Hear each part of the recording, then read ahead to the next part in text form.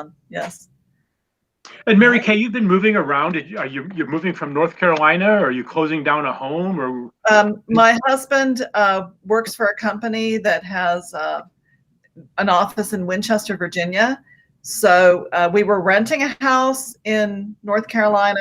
Now we're renting a house in Winchester. Just moved there this week. But we own this home in West Virginia. So yeah. Gillian, look what she's wearing. Isn't that I know, gorgeous? I was looking at that and I heard you talking about how you crochet and tat, and sounds like you do all kinds of things. I don't tat. Tat's the only thing I don't do, but I knit, crochet. Yes. Yeah. No, I admire the talent that it takes to do that. It's beautiful. Thank you. I grew up on a dairy farm, and you either learned how to do things like that or you were out helping to clean the barn. So yes, that sounds very good. I tried crocheting when I was younger. My mother taught me how, but everything I get too worked up, and so it would go from like this size to this size to this size to this size as my mood struck. I was very bad. I was very bad. It does do that. Yeah, my daughter crochets like that. Yeah. So you're both in Portland.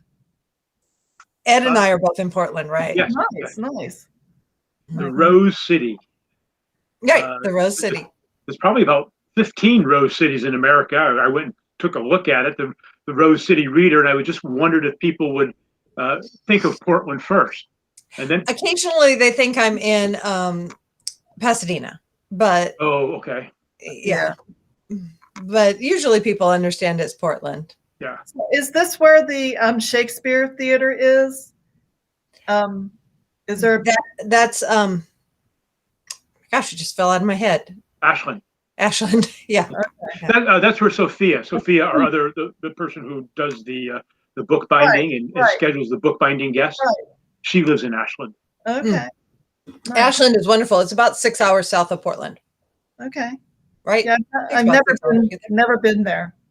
Yeah. Now here in Portland, we did have our own Shakespeare festival in the summer. They would put on 2 plays in local Portland parks. And my oldest son did it for 6 years. And the last 2 years he directed. Yeah. Oh, wow. I loved that. I used to love going to those. Yeah. You get to bring a picnic and sit around. Yeah. It was great. Yeah. He did the Merchant in Venice over at the over there, like on 4th and right off the PSU campus, where there's it was great because it had a big fountain and a small pond. Just a great setting for the Merchant. Yeah, that sounds like a great setting. Yeah. Gillian, Mary Kay is an illustrator of, amongst other things, Shakespeare. I looked at your website. They were beautiful, absolutely beautiful. I mean, your work is just gorgeous. Thank you. Yeah. And I hope we're going to talk about it once it starts. Like, I want to know where your illustrations go in your own books or in other things. I'm sure you're going to dig into that because I'm interested to find out. Well, I'm more interested in what you're doing. Oh. You're going to have to go back and watch some previous issues to find out about Mary Kay, because today it's all about you, Gillian. Yes, today. Oh, book blogging. Yes, the world of book blogging. It's a rabbit hole. Yeah. Fascinating. Yeah. Well, so then you'll have to tell me before we get started, where do you tell her right now? We've got 5 minutes. Yeah. Do you write your own books with your illustrations, or what? What I'm doing are I've done Richard III, and I have done A Midsummer Night's Dream, and I'm working on Hamlet right now. And what I've done is I've illustrated every page. Every scene, every page is illustrated with very little verbiage, but I'm telling the story so that it's easy to understand and illustrating with that. Because when I grew up, I was really interested in Shakespeare. I read Conan Doyle, and I read Edgar Allan Poe, and I read Shakespeare because I thought Shakespeare would make me smart. And I was really young reading it and didn't understand, barely a word that I read. I would read maybe a page and get the gist of it. And so I've been an artist all my life. My mother was a potter, and so I grew up with a lot of art around me. And when I started drawing and painting, at some point when I got older, I thought, I'm going to write Shakespeare stories the way they can be understood by someone, some kid growing up on a dairy farm in West Virginia, and illustrate them. So that's what I'm doing with my talent. Oh, that's fantastic. I love that. So what's the format? Book size or graphic novel size? Yeah. Or no, they're book size. I have one right here. So this is my Richard the Third. Mm-hmm. And then you can see every page. There's very little. I do have pages of, okay, here's a page of text. Mm-hmm. So there's a couple pages of text. Even the text pages are illustrated. Yeah. Oh, those are gorgeous. Thank you. So there's a couple pages of text. Even the text pages are illustrated. Yeah. We're getting a feedback. There's a I'm sorry, that was me. I also get on the phone so I can message. Yeah. I shut my iPhone down. I turn my front porch light on because my doorbell doesn't work if my front porch light is on. The wiring's messed up somehow. And I did an episode, one of the first episodes I did, and my mail lady came, rang the doorbell, and of course when she pulled in the driveway, I have a driveway buzzer. The driveway buzzer went off, and I think my dad called me on my cell phone at the same time. So now I've shut it all down. All right. So Ed, how long have you been doing this show? Ooh, I'm only 6, 7, 8 weeks. Not that long. Alan, our executive producer, wanted to try a different format, and someone told him that I was gregarious. So you got targeted. Did Sophia hook you guys up? Yeah, it was Sophia. Sophia ratted me out. Yeah. Okay. All right. We have someone on here already, so I think we're. Yeah, that's Warren. I was just going to say good morning, Warren. WARREN. Send. Mm-hmm. There we go. I don't know who else. David. David's hello, David. David's Wanderville. We're all coming alive here. That's a beautiful room that you're in, Gillian. Study, is that your normal library workroom? It is my normal little study workroom here. I've been working from home since Corona started. And so I set up a little desk and dragged my office chair home. And I've been in here for about the last 15 months. So exactly. Yeah, it's now turning into the usual rat's nest that my office becomes. So what do you do for a living? I'm a lawyer. I have a little 2-lady lawyer office with me and one other lady lawyer. We have a kind of an odd practice. We represent adults who were sexually abused as kids. So it's we have cases all over the country, but out of our Portland office. Yeah, I love the lady thing. Just lady lawyers, 2 lady lawyers fighting the good fight. Yes. Yeah. Good for you. Yeah. So we're very involved right now. Degrees in town here at Lewis and Clark. At Lewis and Clark. That's right. That's right. Other than the year that you spent abroad, and actually you were in Shakespeare's backyard for a while. I was. I spent one of my years of college in Oxford doing a program for study abroad, like international students, but it was based in Oxford, taking classes with English lit classes with Oxford professors. That's wonderful. Very cool. Yeah. Very cool. Well, I think the countdown has hit 0. So good morning, everybody. Welcome to the Rare Book Cafe, the book lovers' rendezvous, where the topics are priceless and the conversation is free. We are the only weekly live streamed internet devoted show dedicated to rare and collectible books and the people who love them. We're here every Saturday at 12:30 Eastern Time, 9:30 Central, and oh, come on, you're big kids. You can figure out what time it is. And if you don't catch us live, you can catch us anytime, 24/7, because we're now available on not only Facebook and YouTube, but our illustrious executive producer and engineer, Alan Smith, has turned this into a podcast as well, so you can listen to it in your car. I do want to give a shout out to two other ladies. We were talking about two ladies, Mariana Prosinko and Inga Wisniewska with Be Live. Be Live is our platform that we use here on the show, and they're in the Ukraine. I have no idea what time it is in the Ukraine, but thank you, ladies, for making this program go so well. We're going to have a nice mix of live folks and some pre-recorded sessions this week. We're going to have some of our usual Mary Kay, and our guest of the week, Gillian Dumas from the Rose City Reader, is with me on screen. And after we're done with the first segment, we're going to go to Mary Kay on her own. She'll be talking about the great illustrator John Audubon. Then we're going to transition to Lee Lin on wildflowers. What a perfect segment for today. I know here in Portland, it's absolutely beautiful. We're, the tulips, the daffodil, everything's just a bloom. The trees, it's wonderful. Things Found in Books by David Hess of Orange Man Books in Orange, California. Orange Books in Orange, California. Gigi Best with an anthology on poetry. And we got some really good comments a couple of weeks ago when we did those pre-recorded sessions on poems, because this is National Poetry Month. If we have any time left, we've got a couple of poems to play. So first, let me introduce you to Gillian Dumas. Alan, could you put up her CV if you have it there? Gillian is the founder and editor of Rose City Reader, a blog, and you can find her on Instagram at Gillian Dumas.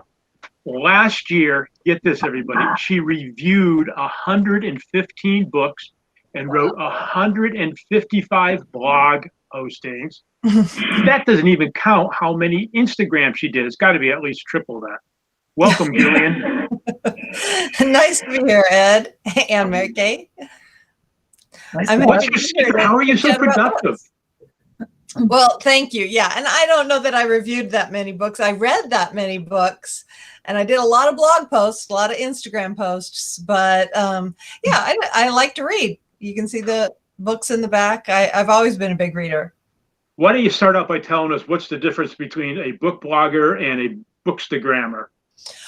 Sure. Well, book blogs came first. That's just people getting on the internet and writing about books. Lots of people have blogs, either as part of a website or as a freestanding website that they just call a blog, and post their thoughts and musings about whatever they want to. And book blogs were a big part of that. Mine has been around since 2008. I write book reviews, thoughts about books, book lists. I'm an obsessive book list maker and follower. And then Bookstagram is not its own thing. Bookstagram is just a hashtag used on Instagram. But book lovers soon found that they could sort of meet each other on Instagram if they used that hashtag Bookstagram. And it's a lot of them use it for blogging about books, but on Instagram, where the posts are a little bit shorter and they're very visual, because everything you do on Instagram has to have a picture. So people take pictures of books, either the book they're reading or the book they just got, or a stack of their favorite books, and then they write something about it. So it's like blogging, but it's done on Instagram, and people find each other instead of the mysterious ways people find a blog. They find each other on Instagram by using hashtags, which is the little, the sign for a pound sign with a word behind it. Okay, I want to jump into a little bit of controversy here. I threw something out this week to both you and Mary Kay, and I said that I felt as though bookstagrammers, those doing book blogging on Instagram, were the illustrators of the new digital publishing. And you both got a little, looked at me a little scant, go, well, maybe not illustrators, but is there a word you could substitute for illustrators? Would you say the curators? A lot of people are doing photography. I mean, photography is art. Art is illustration. Can you make the case either way? Yeah. Mary Kay, you want to tackle it, or you want me to go first? You go ahead and go first. Okay. Yeah. I mean, I just said illustration seems to me to be like what Mary Kay does, where it's actually like drawn or actually illustrating. So Bookstagram for me is at least more just taking pictures of things. I don't actually like do anything artsy with it other than maybe like try to get the light right and make sure the angle is there, make sure you can read, make sure it's in focus. But yeah, I mean, we are illustrating our vision of what the book, our book world looks like, at least, where, we are trying to illustrate the perfect little book reading scene or whatever. Lots of people are much more artistic than I am. I'm pretty cloddy. I just want to like write about my thoughts about the book, so I need a picture to go with it, otherwise I can't put anything on Instagram. Some people though are beautiful about it, and I would agree that they are illustrating a dreamy book world, a bookscape almost, where they take pictures with little cups of coffee and like fairy lights and it's beautiful flowers and stuff, and they are definitely very artistic. They write about the books too, sometimes in very eloquent, lovely ways, but for them it's all about the aesthetic of what the pictures are looking like. And I agree, those people are artists, visual artists in a way. So definitely illustrating their ideal book world. And then there are more verbal people like me who really are just there to write about books and chit chat with other book lovers. More of the social side of Bookstagramming, which is what I'm there for. How about you, Mary Kay? Well, where do you weigh in? I actually think that this is the future. I think that the computer, what we're on now, this is the future. I think the digital world is the future. I think that these people that take these beautiful pictures, that's just as much art as what you're writing. I mean, the books are art. What you're writing is art. It's all art. Music is art. So it's subjective. I think this is right now a great way to sell people on the book, to merchandise your book, to get it out there. But I think in the future, I don't even know if we're going to have, Tabor books anymore, So I think the digital world is the world that we're looking toward. So I don't think you can discount it. Yeah, people said the same thing. I mentioned something in the email about the beef noodle soup. And when Andy Warhol did his beef noodle soup, I mean, a lot of artists said, this is not art. But it is art. It's subjective. It's in the eye of the beholder, isn't it? Right. And that's an interesting point you made about whether we're going to get away from books because of this.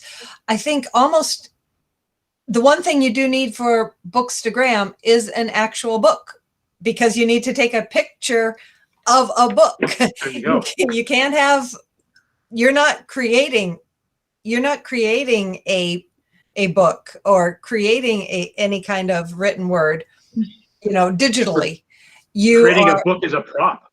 Yeah, you're using the book as a prop. So even if you're going to write about that book or your thoughts about that book, you first need a physical book to take a picture of before you can even write about it. So, and one of the comments that people, no books. I think Bookstagram is actually inspires people to get more physical books in their lives rather than the other way. The people who do read digitally, read on their Kindle or read on their app, have a hard time with Bookstagram because there's nothing to take a picture of.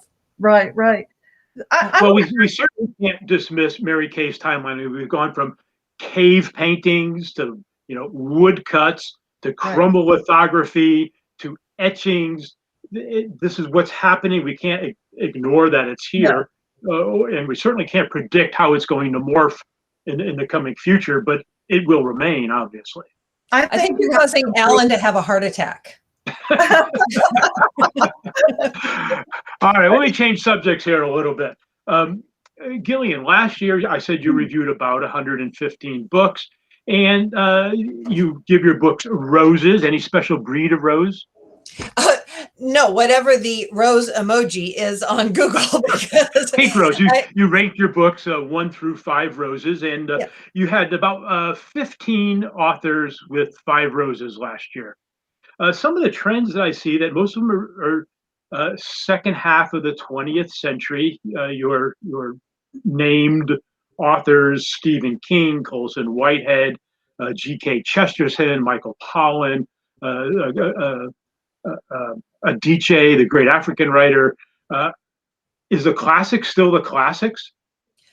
For me, they are. I kind of joke that my favorite subgenre is mid-century British gypsomaniacs, but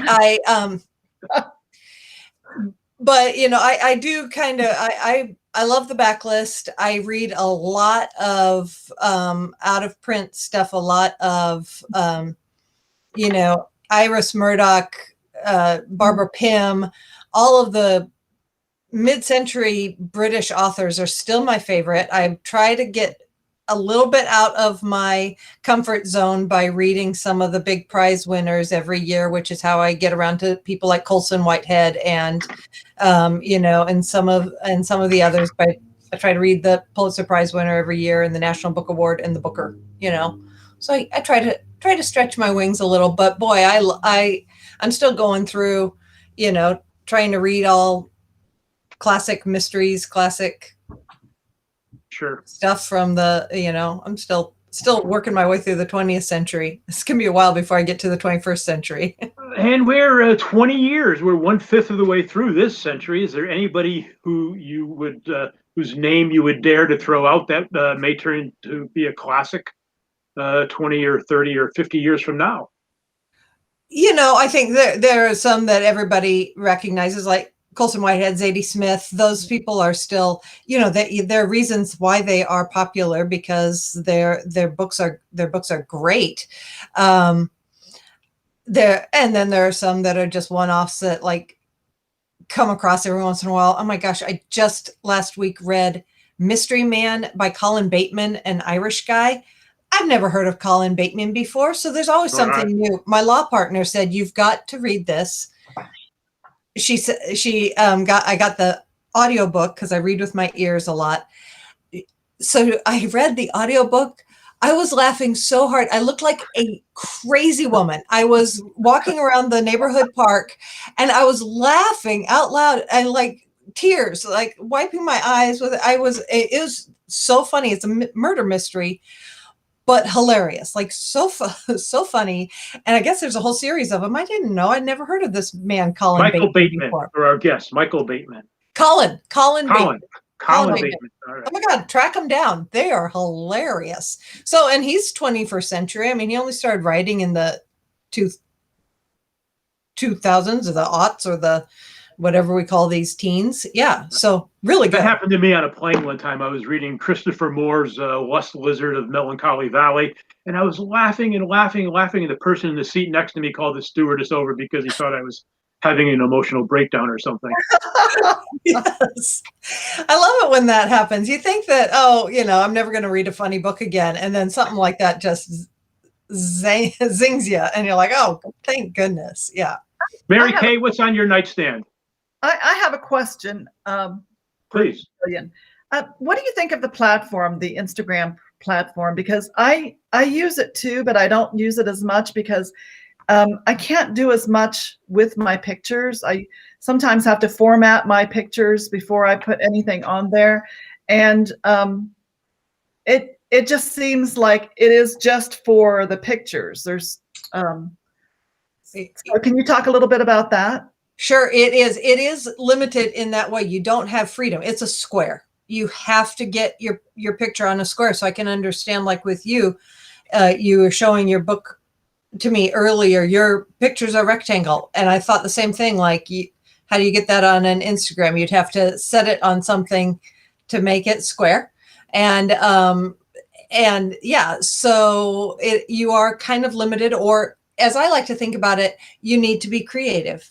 So you need to get your picture shown in a way that you can make it fit so it's square, and think about it rather than cropping your own picture, create a background on it so that your picture is part of the overall frame, Right. square frame.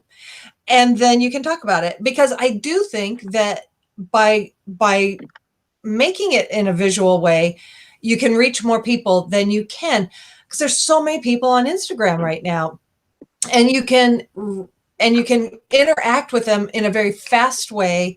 They are all there. They don't have to find you where you are. You can go to them where they are, which I think is huge for book marketers, authors, everybody. And the interaction is fast. It's not a big investment in time, like creating your whole blog and then trying to get people to come to it. I mean, that is climbing a mountain. I've been doing it for, 14 years, and I have, and I've got like 4,000 people who read my blog, and that's huge. But it took me 14 years to get those people who read my blog every month. And, with Instagram, I've been on Instagram for a year, and I've got that many people who read my Instagram account. So really, the matrix is what made the Bookstagram appear the way it is now, because it is square, and they had to get creative. So it's almost like it forced people into doing that. I can see that now. Exactly. Yeah. Exactly. There's a couple of free apps out there, Mary Kay. I use one called SquareFit. You download it for free. A couple, 3 touches of the screen, and it just makes your picture perfectly fit and ready to go on Instagram. But your phone takes square pictures. You just set it to take a square picture, and then you just aim it at whatever you're taking, and you have to take a square picture. Right. Yeah. What you can't do is think like, oh, I'm going to take this picture that I have and use it on Instagram. You have to think, I'm going to take a picture for Instagram, and I'm going to lay it out on my dining room table, and I'm going to take some pretty picture, and I'm going to set the square feature on my camera so that it fits Instagram. Interesting. Okay. Trust me, I am not creative. So it made me think, and I like it because it stretched my brain. It made, I'm a lawyer. I'm like the most linear thinking person there is. I am not right brain. So I like it because it made me think in a different way that I'm used to thinking. Right. But you are creative if you're doing these book reviews. I guess I'd like to think that. That's one of the reasons I do it, to make me think in a different way. Yes. Yeah. Hey, before we end this segment, we've got a few more minutes to go. I just want to remind all of our listeners that coming up right after this is Mary Kay is going to stay with us and talk to us about John Audubon, the great illustrator. After that, the story behind the story with Lynn Thompson, our other regular guest, Gigi from Florida, is going to be here with a poetry anthology and things found in books. So we've got a lot more to come. Just hold on there. But thanks for staying with us. And this has been quite lively. I like this format. I like the dialogue. You ladies are great. Yeah, Gillian will have to come back because it's really interesting what she's talking about, and there's more to dive into. Oh, there's always stuff to talk about. I mean, and there's so many people on Bookstagram who know it a lot better than I do. So I'm almost like an outsider looking in. Speaking of ladies, I want to put you on the spot here a little bit, Gillian. Of your 15 authors with 5 roses, I think only 2 of them were women. That must have been just a coincidence of last year, because some of my favorite authors are women. I think, like I said, like Iris Murdoch, and I'm reading right now, the book I'm reading, I should have brought it down here, is Florence King, one of my favorites, an American Southern author who wrote in the 70s to 2000s.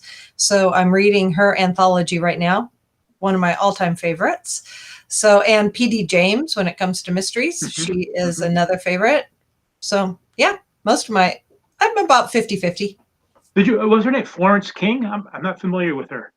Florence King, she wrote mostly like nonfiction, like essays, book reviews, commentaries. She didn't write a lot of fiction. She wrote sociology almost, like, but funny as heck. Very, very funny commentary on life in the South. Very, some of it was a little raunchy, but very, very funny. Well, we're going to have to ask Lee Lynn. Lee Lynn is from Georgia. She's one of our regulars hosts on here, and she'll be up later in the segment. I'll ask her. She knows things mostly Southern. Oh, okay. Yes. Yeah. Florence King is a very, very bitingly funny Southern author. Very good. Yes. You put so much time and energy in writing all these blogs, hundreds, thousands, millions of words. You once, I understand, went off for your sophomore year abroad to the land of the words in England. Why not just write your own book? You must have one bottled up inside. But what if it's in Sanskrit? I know. Right. I've always thought that, like, oh my goodness, everybody has a book inside them, right? But writing a book, I think, is really hard.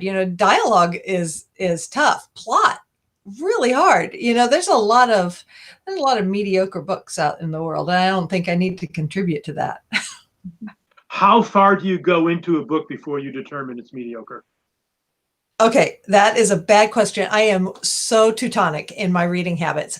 I can probably list on one hand the books that I have not finished once I started. So I pretend that I have a rule that I read 100 pages and then will quit if I don't like it, but I never quit. I think well, I have to say, as a book blogger, that makes you very fair. I mean, you seem to be very fair and honest. And just for the listeners you buy all your own books. Nobody sends you books free to review for them?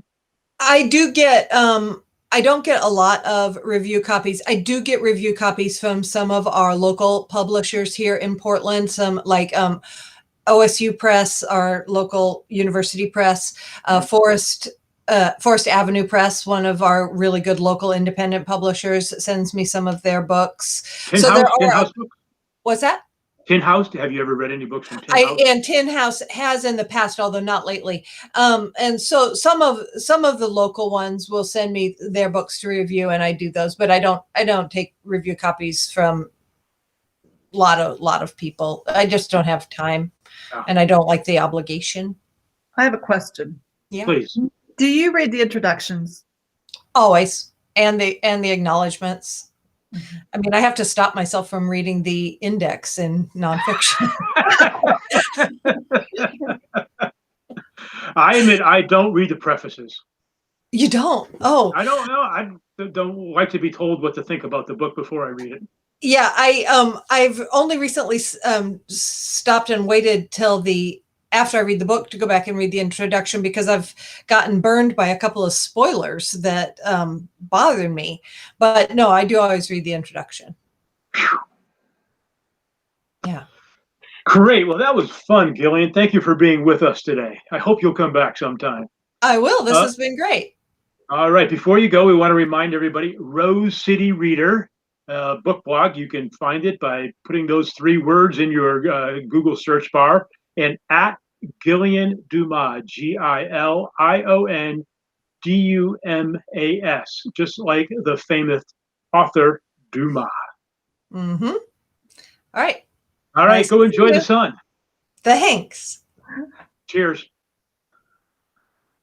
Okay, well, she's been with us for the first segment of the show, and she's going to do the second all on her own.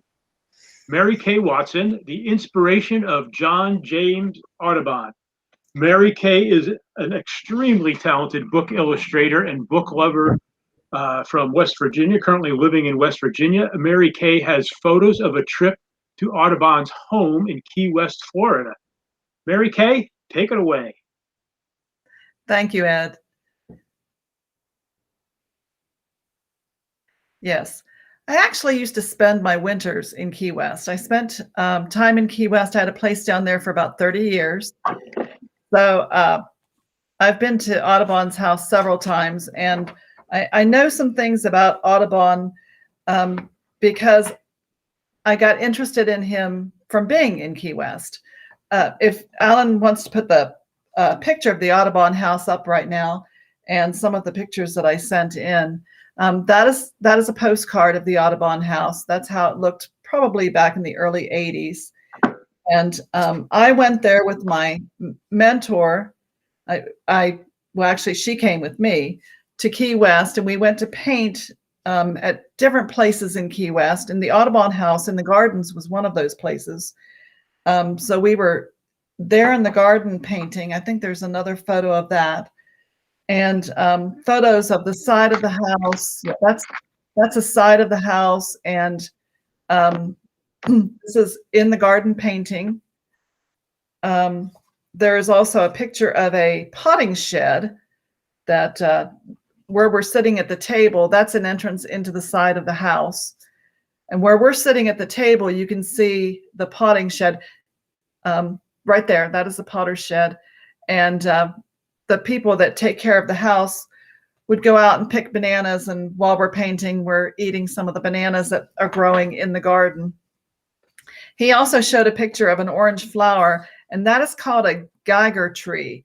That is a tree that John Audubon named for John Geiger. John Geiger is the original owner of the Audubon house. Interesting fact about the Audubon house is most people think that John Audubon stayed at the Audubon house. He didn't actually stay there. He stayed at the house next door. The Audubon house was built 15 years after John Audubon was in Key West. And I think I sent a picture of the house that's next door. It's actually the gift shop now for the Audubon house. John Geiger was a wrecker. He would go out in his ship, and he would salvage boats that would wreck along the Keys. The Keys are very shallow.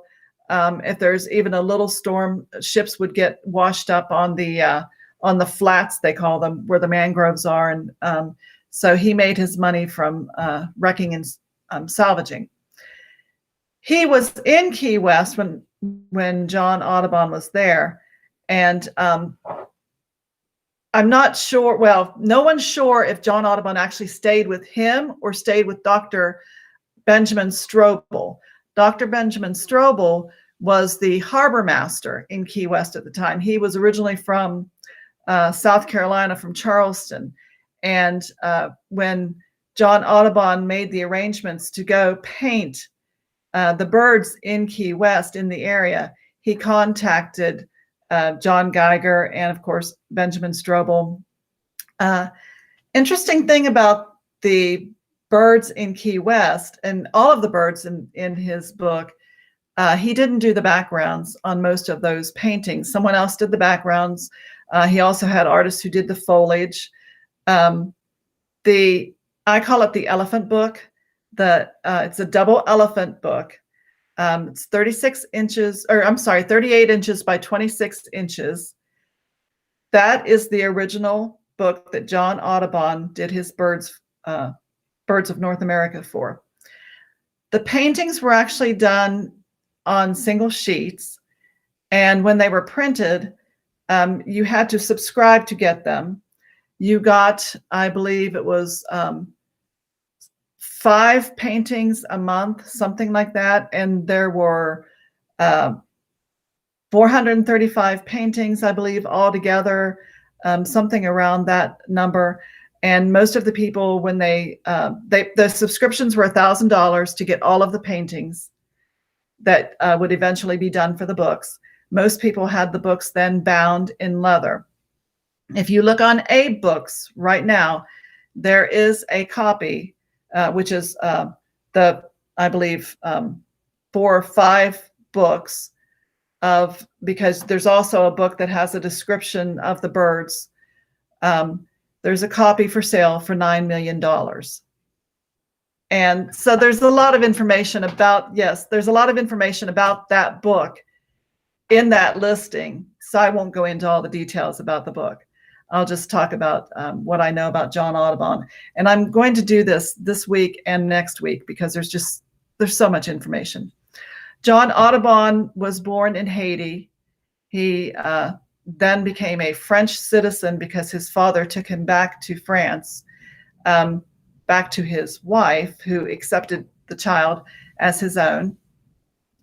And in his teens, his father acquired a fake passport for him so that he could emigrate to the United States and avoid conscription into the army during the Napoleonic Wars.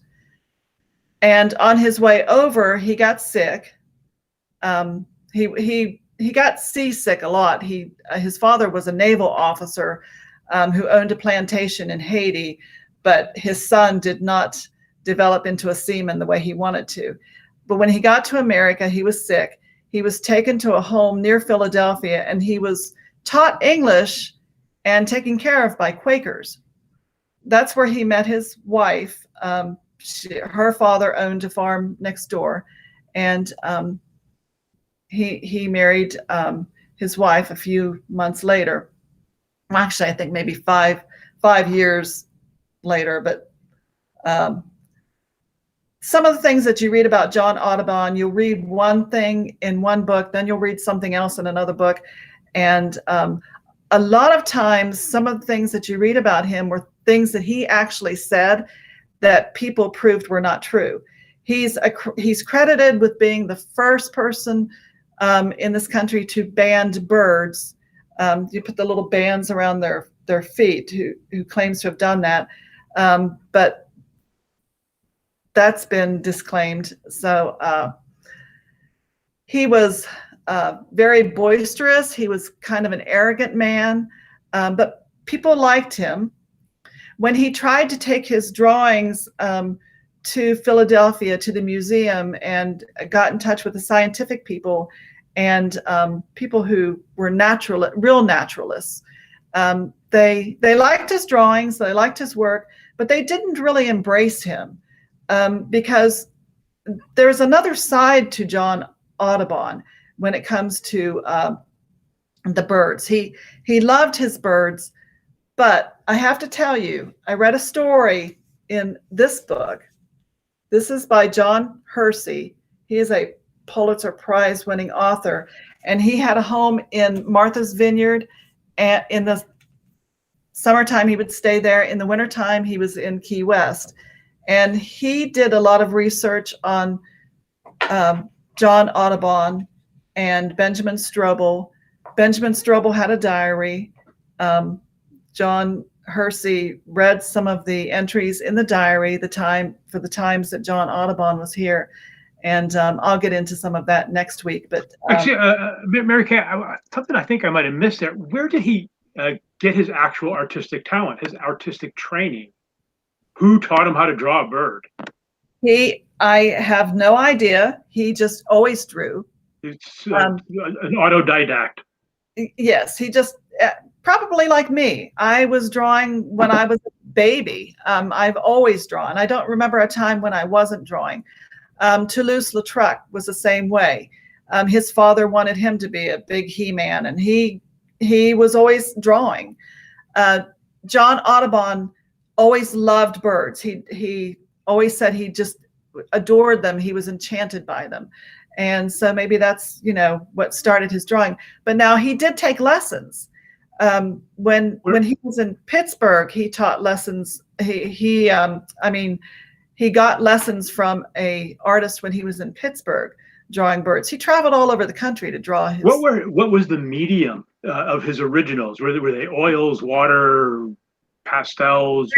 There are watercolors, and the originals were he did watercolors, and Benjamin Strobel and John Geiger both commented, people around him commented about how he would get up at 3 o'clock in the morning, they'd go out on these ships, they'd get these birds, and then he would come back at night he would stuff the bird because they killed the birds. He would stuff the bird and sit there and do this beautiful watercolor and go to bed and get a couple hours of sleep. But the books were made on copper etchings. So they printed the page and then they were hand colored. Oh, okay. Yeah. So this was before they were using the lithography. So it was all, that's why $9 million. Hey, one last question. You said that he would paint the bird, but he had apprentices that would paint the backgrounds in the They weren't apprentices. They were just people that, were chums of his or what came first, the bird or the tree? I don't know. That's a good question. I don't know. But yes, he had other artists that he was friends with that would travel with him, and they would do some of the background work for him. Now, that's not to say that he didn't do some of it himself. Sure. But yeah, he had trouble being embraced in the beginning. A lot of people who were scientists, people in museums that he thought were going to love because he was trying to sell this book. He was working on the book and trying to sell the book at the same time because he needed money to get the book printed. His dream, he had a dream. We all have a dream as an artist. And his dream was to paint the birds of North America exactly the size that they were. So when he painted the flamingo and the white heron, you can see the pictures. The birds' necks are. Here's one of a great white heron in a book that I bought at the Florida Antiquarian Book Fair for probably $5. But you can see where his neck is stretched way down to the ground because he was trying to fit that on a piece of paper that was 38 inches high and 26 inches wide. Great. Hey, Lee's with us. Lee Lynn,